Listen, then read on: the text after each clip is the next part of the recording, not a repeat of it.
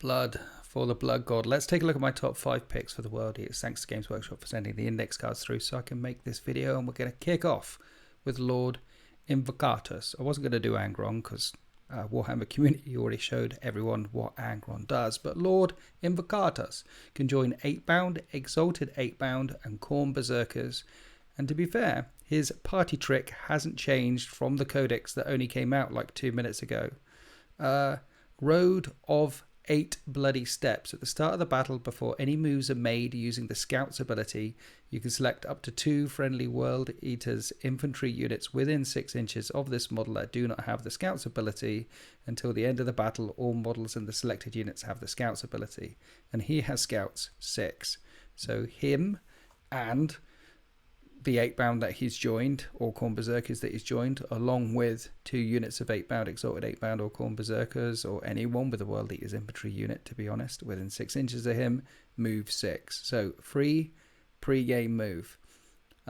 It's nice, it's still in there, and he's got counterattacks. While this model is leading a unit, that unit is eligible to shoot and charge in the turn in which it fell back. Not much shooting will be going on, but fallback and charge is a powerful mechanic, and there's not a lot of it that I can find in the index cards. It will stand out, and he is an absolute tank. He's got 8 wounds now at toughness 6 with a 4-up invulnerable save, an objective control of 2, and Coward's Bane does devastating wounds. 7 attacks, hitting on 2s, strength 6, -2, 2 damage. And the Juggernaut's Bladed Horn does extra attacks as well. So this is 11 attacks. Hitting on 3s, strength 6, -1, 2 damage. That one's got Lance though. Lance means you get +1 to wound on the charge. So those strength 6 attacks are actually wounding anything of toughness 7 or more on 4s. And anything at strength 6, toughness 6 or lower, he's wounding on 3s or 2s. So yeah, redeployment, start of the game, he's a beast.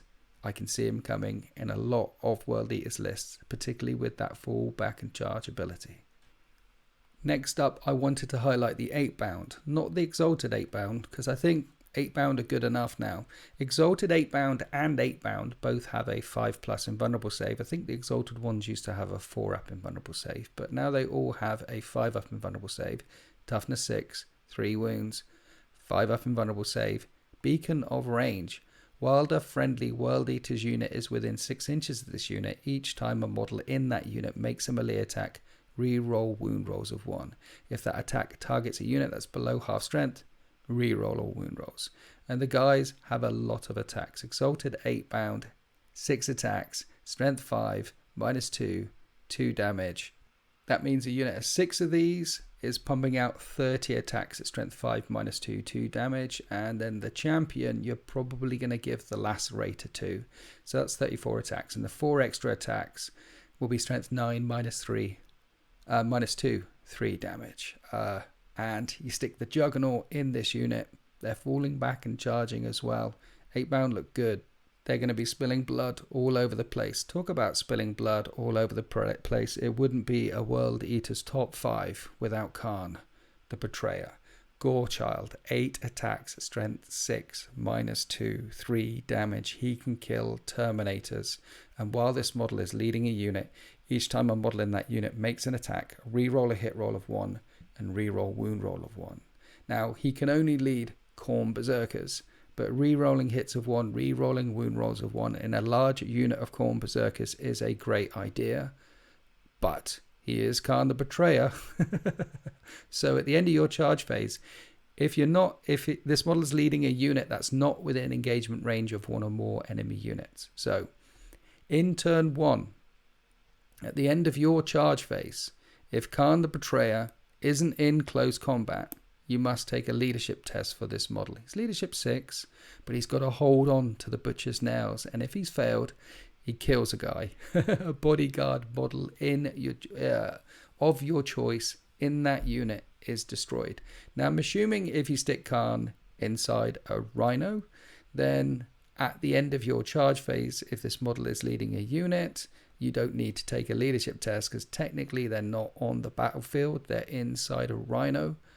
But is he slaughtering his own guys while he's inside rhinos as well? Does he need to take a leadership test then?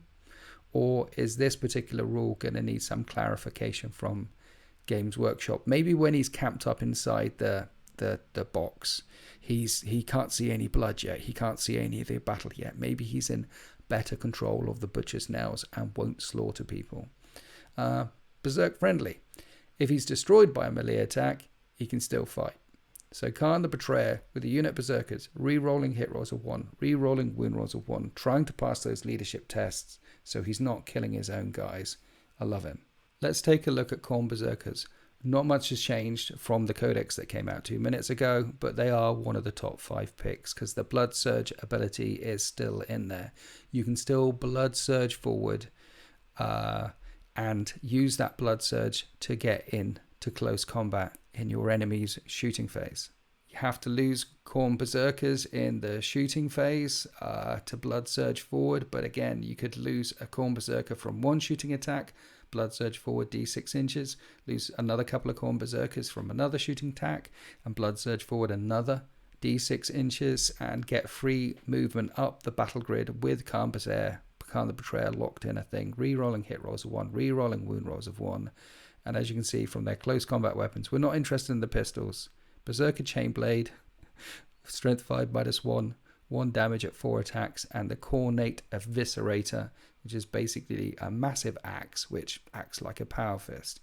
Stick an icon of Khorne in there, and each time you make a Blessings of Khorne roll, if the bearer's unit is in range of an objective marker, you can re-roll one of the dice. You're probably not doing an icon of Khorne with Khorne berserkers. Are they going to be really interested in camping on objective markers?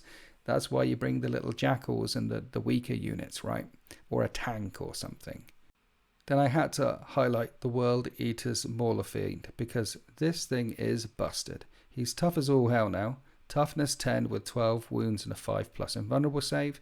And I can see 3 of these appearing in every World Eater's army. Because Mauler Fists, 6 attacks at strength 14 -2 d6 +1 damage. That's crazy. Chewing through anything.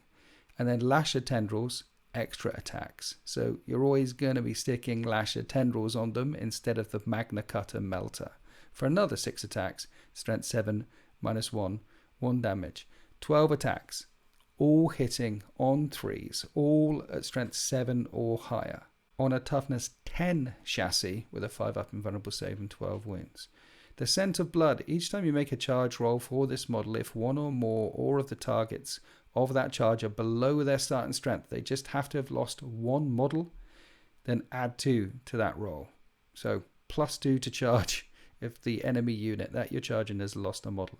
Each time this model makes a melee attack that targets an enemy unit that's below its starting strength, add 1 to hit roll. So, as long as you're attacking a target unit that's below its starting strength, this counts for vehicles with more than 1 wound, for example, Chaos Knights, Mortarion, Little Pixie Eldar, whatever. So long as by turn 2 or turn 3, by the time you go flying in there, +2 to charge, +1 to hit, with 12 attacks, he's brutal. Add that in with Khan and some 8-bound. The World Eaters are still going forward. They're still going forward fast. And they're going to be hitting like a freight train. What's not to love? Blood for the Blood God. Skulls for the Skull Throne. Thanks for listening to this video. Happy wargaming.